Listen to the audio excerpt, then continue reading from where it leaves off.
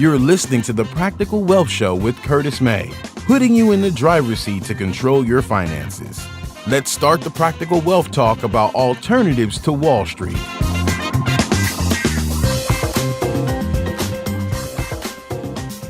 All right. Hello. This is Curtis May with Practical Wealth Financial. And so I want to welcome you to our introductory podcast.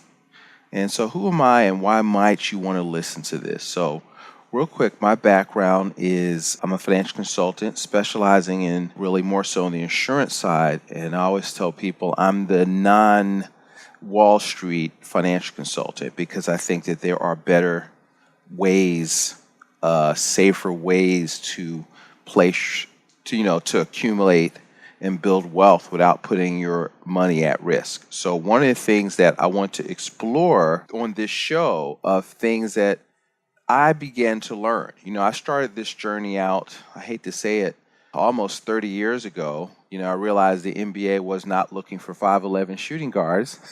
And I got my insurance license while still in college and, worked for a company that was a part of a big conglomerate, kind of network marketing meets financial services up till, probably 2000.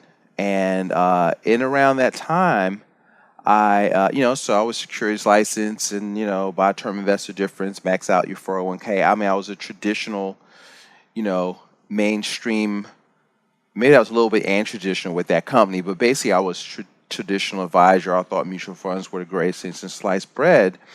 Somewhere along that line, around 1999, 2000, I read a little book called Rich Dad, Poor Dad, which actually kind of rocked my world in how I looked at things. And it really spoke to me because one of the things that I always share with people is that, I'll speak to youth and I says, you know what? I never got that go to school, get your education, get a good job talk. My father told me, I've heard from the time I was 7, that you'll never make any money working for somebody else. So I never really wanted a job. I read a book by Robert Allen back a long time ago called Creating Wealth. In his book, he says a job is a temporary inconvenience that's financing your apprenticeship until you get good at the thing, whether it's real estate, building your own business.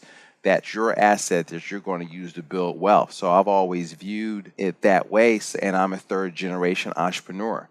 One of the things is that as an African-American advisor, and this is kind of the message of this show, I want to bring information that I don't think people I know are hearing about. That disturbs me because most people don't get financial education. Okay, if they get anything, they get what I call indoctrination, and that financial indoctrination basically says, give your money to us because you don't have the time, the temperament, or the training to personally manage your own investments, okay, or your own whatever, okay? And I think that's nonsense. I think that 2 + 2 is 4. One of the reasons for practical wealth is that this stuff is not complicated. You are smart enough. You're going to have to do some homework. When I work with individual clients, we're not going to really give advice on the show. We're going to have discussions because what I tell people that, look, this is your money. This ain't Curtis's money, and it can't be more important to me, than it is to you. So if I give you a book to read or some homework, if you don't do your homework, you cannot work with me because you just want to work, stick your head in the sand and not pay attention. Don't call me, okay? Because I'm not your guy, all right? Because it's your money and you have to learn how to, pull your own little red wagon. You have to learn how to, take charge of your personal economy. One of the reasons that inspired me to do this podcast and some of the talks. I tell you, this weekend I just spoke to a youth group and I gave a talk based on Dennis Kimbro's book, which was called The Success Secrets of Black Millionaires. And that book really inspired me. First of all, I heard him speak, which really inspired me to says, look, you know what? There is a population that really, really needs to get this information. And I'm not talking about, I'm talking to you. If you're listening to the podcast, you're not necessarily poor and you're working, you got good jobs, you're entrepreneurs. And one of my favorite group is entrepreneurs because your future is always bigger than your past. But what happens is we put too much of our money at risk, and we spend a lot of time, spending money trying to impress people.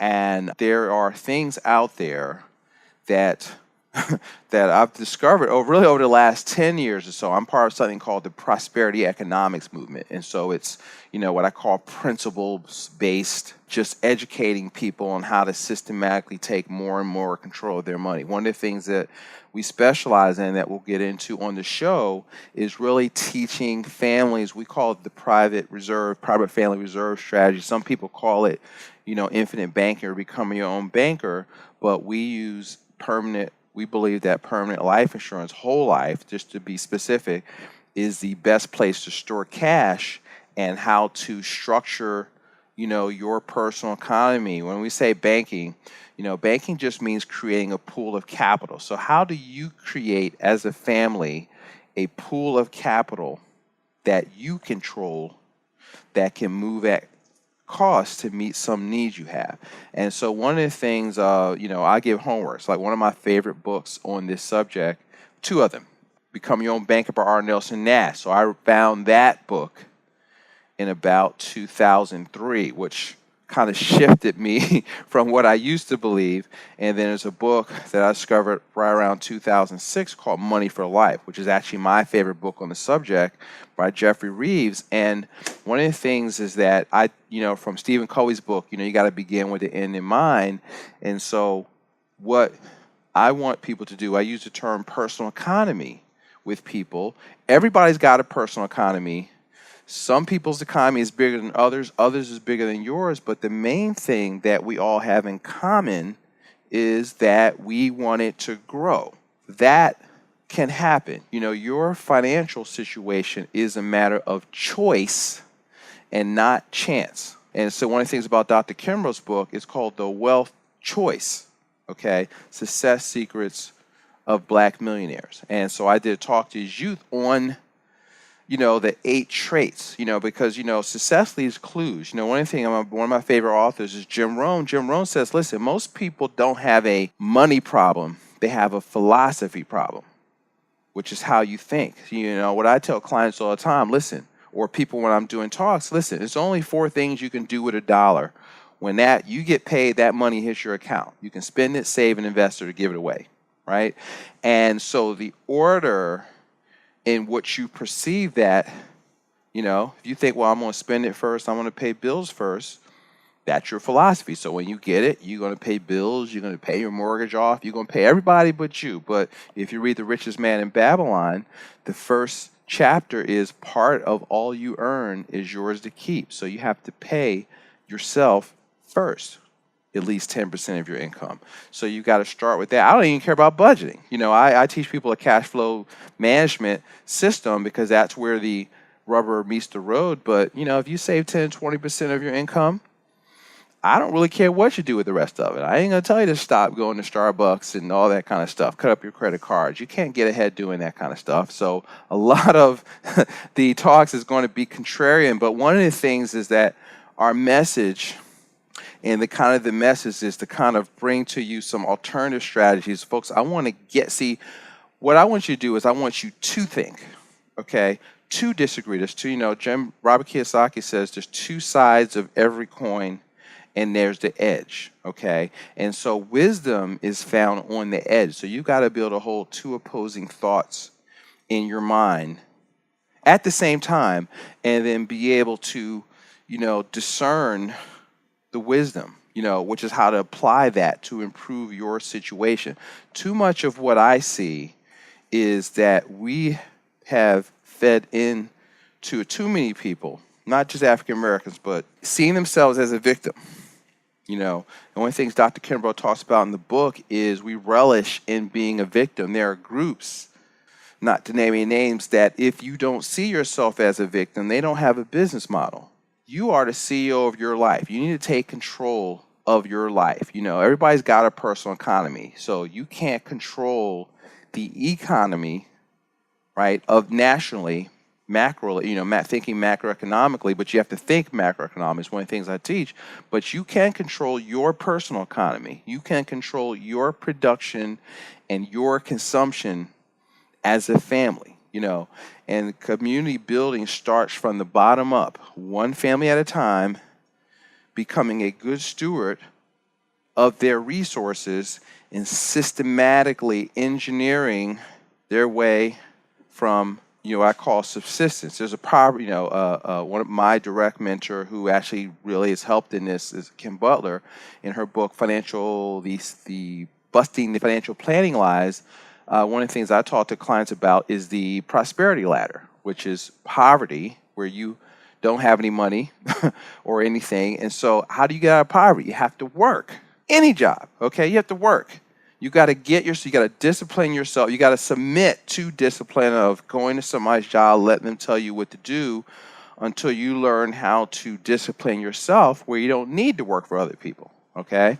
And then you have to save, okay? And so once you can work and save, you move up to subsistence, okay? So now you're sustaining yourself. Then the next level is comfort. And then the level above that is prosperity. So most traditional planning is designed to get you to comfort. But what happens is, I've got people that are at subsistence that make a couple $100,000 a year, but they're one illness, one financial setback away from moving back to poverty. Sometimes you can go from comfort back into poverty. So you have to, learn how to, what I call, play defense so that you can move forward, but you've got to be able to defend your position. And so one of the things is that I see out there that really irks me that I see out there is that, there's people we just don't know, and we're subject to people selling you stuff. See, one of the things that you've got to learn is be able to separate facts from somebody's sales pitch. And you do that through study, through education, through paying attention, through being aware and determining that, hey, I'm going to take control of my finances. I'm going to learn about this stuff. I'm going to get around smart people. I've got to, form masterminds. And, if you're the smartest person in your group, you need a new group. So one of the things that we talk about in our Money for Life model is, the 4 pillars of a strong personal economy. And this is what I want for you. Freedom from debt to others. See, if you're going to be in debt, then, you should own the debt to your quote unquote banking system. And there's good debt and bad debt. So stop saying I want to become, we'll talk about this in another podcast. You're not trying to be debt free. You want to be financially free. All right. And we'll talk about, that's a whole topic for another show. You want to have ready cash. See, cash is king. All right. And what I find is people are too illiquid. They just don't have any savings because you're taught to invest and lock your money up in accounts and, qualified plans that tie up. I call them life deferment plans, plans that you can't touch for 10, 20, 30 years. And since you got money you can't touch, guess what? You have to go into debt to get cars and get that kind of stuff. And then you give most of your money away. See, most people give most of your money away. If you just figure out, most people think the key to growing their personal economy is to get better investments that pay a higher rate of return. See, one of the things out there that if you start studying this, you're going to realize that there's more opportunity in minimizing the losses in your life than there is trying to pick winning investments, okay? And so one of the things that we'll go through the course of the show, there's like 10 or 15 of them, but let's say the top 5, what we call wealth transfers. Transfers mean you have a personal economy and you got leaks and you're just giving money away. How you pay your mortgage, taxes, especially if you just have W-2. You have no ways to save money in taxes. Taxes are one of your number one wealth transfer, right? It's a tie between that and how people pay their mortgage, how you fund your retirement plans, how you pay for kids' education, and how you pay for what we call major capital purchases, anything you can't pay for out of cash flow. See, folks, there's more money being lost in how you do that than you'll ever make trying to find the next great mutual fund out there.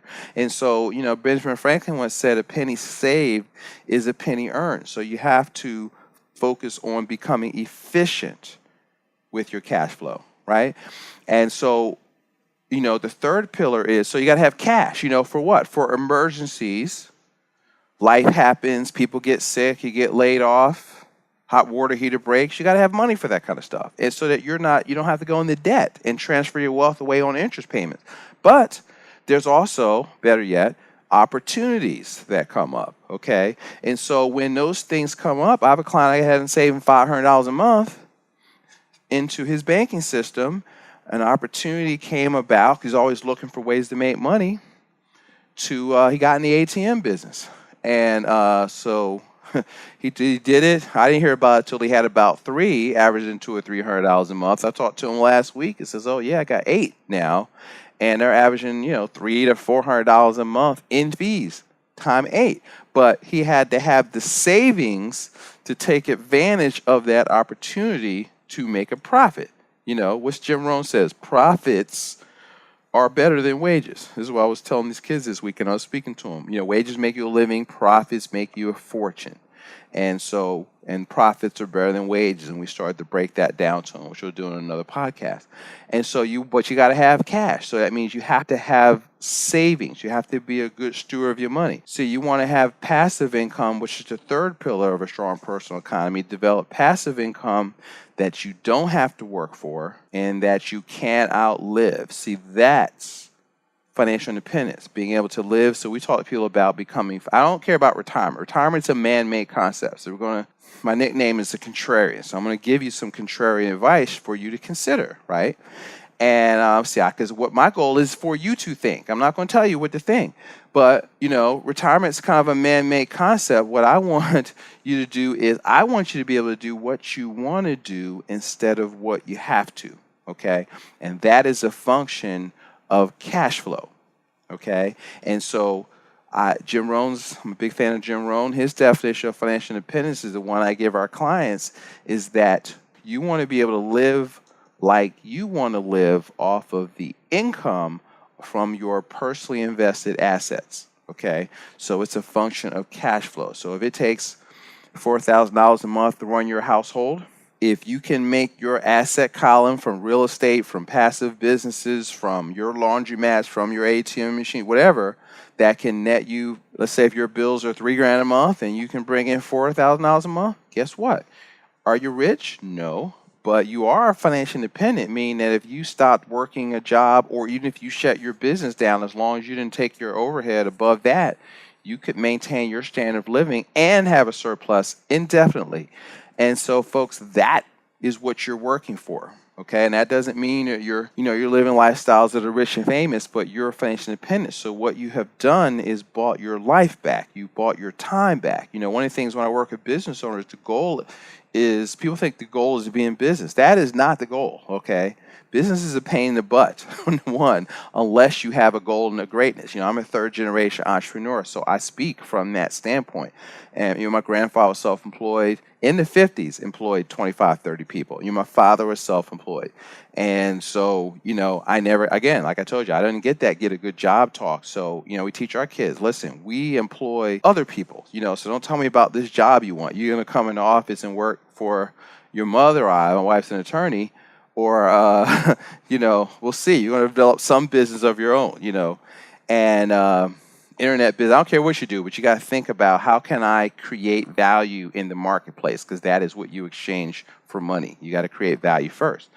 And so what you want to do is think about passive income. And the fourth pillar, which really could be number one, is that you want to be able to create a legacy of wealth and the wisdom to go with that wealth, because it's a fool and their money are soon parted, right?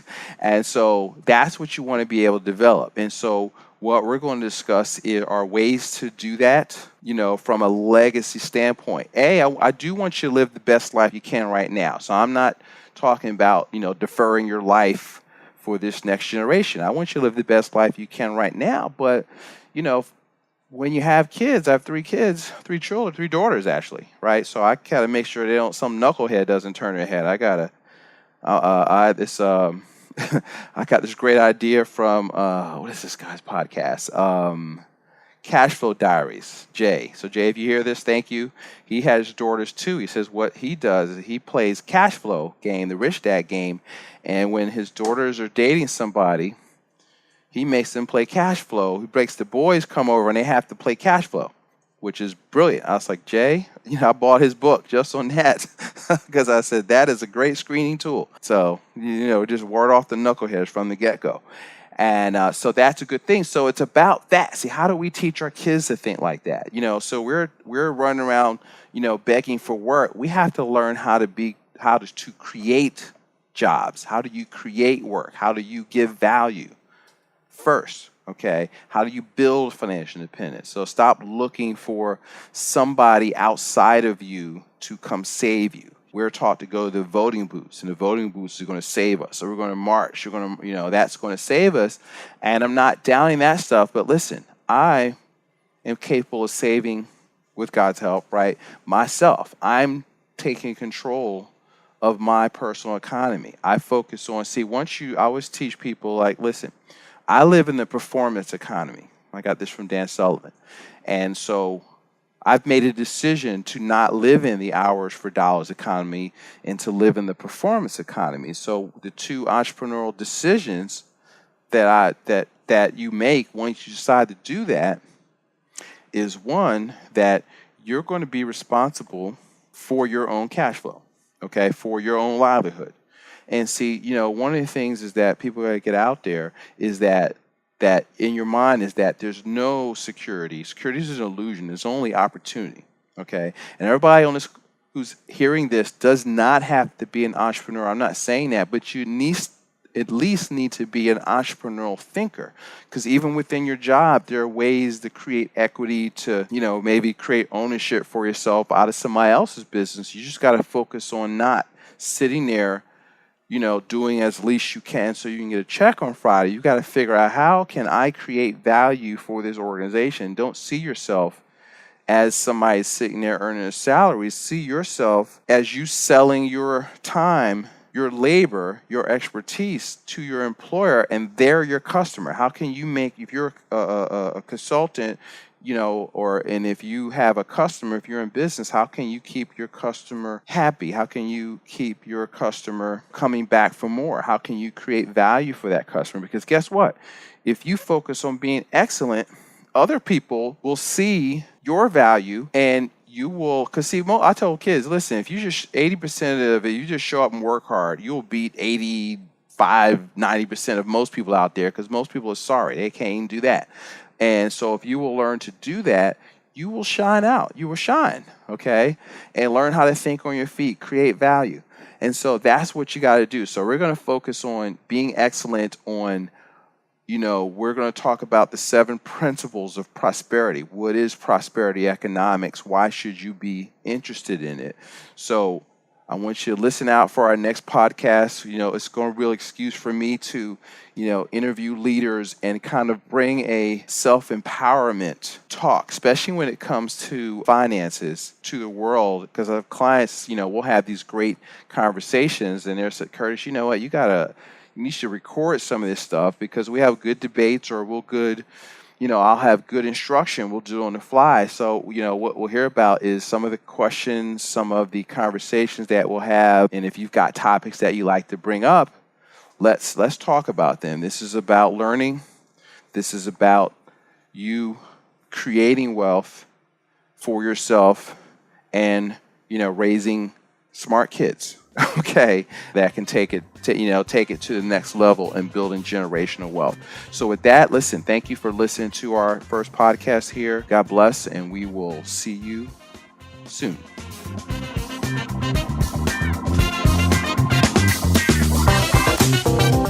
Thanks for listening to Practical Wealth. To access the show notes and resources, go to practicalwealthshow.com. To get your questions on the show, go to practicalwealthshow.com.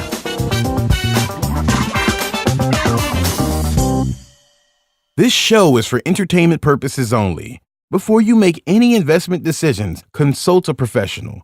This show is copyrighted by Practical Wealth. Written permission must be granted before syndication or rebroadcasting.